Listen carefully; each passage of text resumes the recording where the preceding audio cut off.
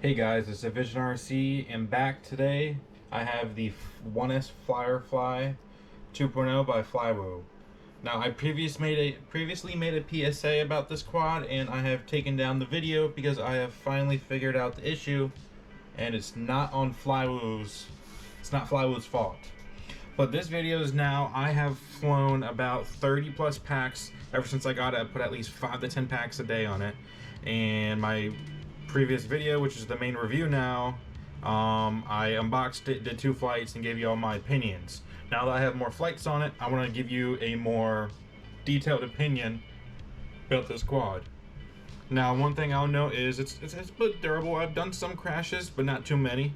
I've done less crashes on this than I have on this 3-inch, just because my area that I'm flying in is very small. Now the camera is a little exposed, and when I go flying like underneath my truck parked in my driveway, there is a slight chip on the very top of the camera and a scratch in the middle of the lens.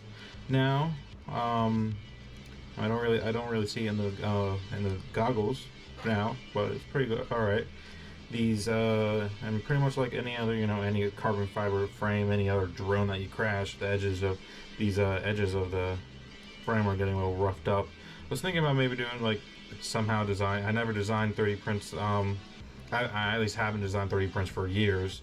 I don't know what software to use, so it's free, but I'll just add on more weight.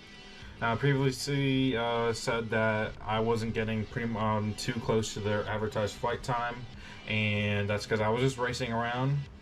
But when I was just cruising, not racing, not like speeding around, when I'm just cruising around, I did get around 4.5 minutes on a 450 milliamp 1S battery. Now those batteries get pretty hot, but I mean they're handling this thing. But yeah, that's one thing. There is a lot of prop wash. I will have to say that is. I don't like tuning, but I think at this point I'm going to have to tune this prop wash out somehow. There is a lot of prop wash when I'm speeding around. But other than that, I absolutely love this quad. I even flew it indoors without the prop guards, but it's just perfect for my area. I don't have that big of a space. I kept on crashing this big guy. I love this thing, but this is just small enough to the point where I could race around like I was with this, and I wasn't crashing as frequently. I was crashing so much when I got the Avatar goggles and flying this, because I was just pushing myself. I was also mainly distracted by the beautiful OLEDs, but now I would focus more. So overall, my rating on the quad now will be like 4 stars, not 5 stars, not out of 5, just because of the prop wash handling is not the best. And yeah, it's very nice. Now about my issue I've been figuring out is that it's a common issue. Someone told me, as of recording this video 2 days ago, that Walksnail with a 1S Lite or just 1S system VTX doesn't do well above 200 milliwatts when it's running off of 1S VCC, which is just directly off the battery. When it's getting a stable 5 volts, which is, this guy's a 2S, so obviously I put on a 5 volt BSC. This thing's running 350 milliwatts. I wasn't having issues, so I didn't even think about that. But when it's getting a stable 5 volts, it's pretty fine. But this thing can go down to 3.1, 3.0. And I mean, it works, but it's just going to perform less. It's going to be unstable. So that's why I removed my PSA, because it is not Flywoo's fault. Yes, they could have made the AIO, put a better BAEC on the AIO. It's rated for 2 amps, and I still think that's falsely rated. Flywoo could have done a better BAEC and powered off that way, but I mean, they didn't, and that's fine. The quad still works. It's a Walksnail issue. I'm mostly fine with it. I'm just glad I finally figured out why this was happening. I was thinking it was defective VTX.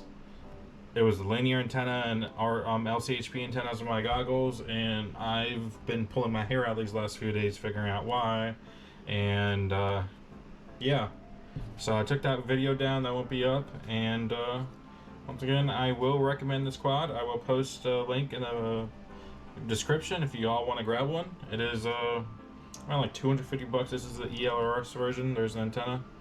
I still don't think that, oh yeah, about the ELRS, I did connect to its Wi-Fi, and it did say unknown version, but that's apparently like, I don't know how common that is. It might just be with like what they do in the factory, but it is 3.2.1, I believe. I asked on the ELRS Discord.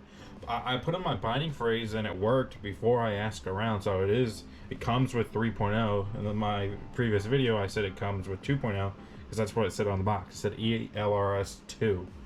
So it's a little bit confusing, but so far, oh yeah, about the canopy. I thought this would be TPU, but it's either PLA or PETG or some other hard material, but it is not squishy at all. It is hard. I just recently had a reprint. I had PLA on this and it finally broke. I printed TPU. Kind of love it. I put on a dipole instead of the standard walk snail thing, and yeah, this had some tuning issues, but this video is not about this quad. But these are my only 2 quads with walk snail, and adding this to my fleet was a great idea. I can't wait to get the V2 System Pro, put it on my T1, put it on a 5-inch. My main 5-inch is running 03, and that would never change, but maybe I'll build another 5-inch specifically for walk snail just because I love the goggles so much. But alright, that concludes the end of the more detailed review. There wasn't really that much difference. It's just me just taking back what I said bad about Flywoo, how this is kind of like Flywoo's fault, but it is not. Once again, this does come in an analog HD0 and walk snail version. This is the walk snail version, and it does come, you see how it's kind of it does come in like a dead cat frame, which is called the DC16, or in a X class or X style frame, which is called the FR16. Now I saw one other guy when I received mine, and right before I received mine, he had the X style analog one. There is so much prop in the camera view, and that's another reason why I'm glad for not getting that version. But I like my flight times. This thing does still haul a little bit of ass, and I can't wait to travel with it and do more freestyle-y things with it. I've been kind of racing around in a kind of like in a loop instead of freestyling it, but once I get that prop wash away, if I ever want to tune, I don't like tuning. If I could get that prop wash away, then it'll freestyle better. Alright guys, thank you for watching, and sorry for the confusion in the past couple of days, but I've been pulling my hair off and I'm glad I finally figured it out. And I'll see y'all later.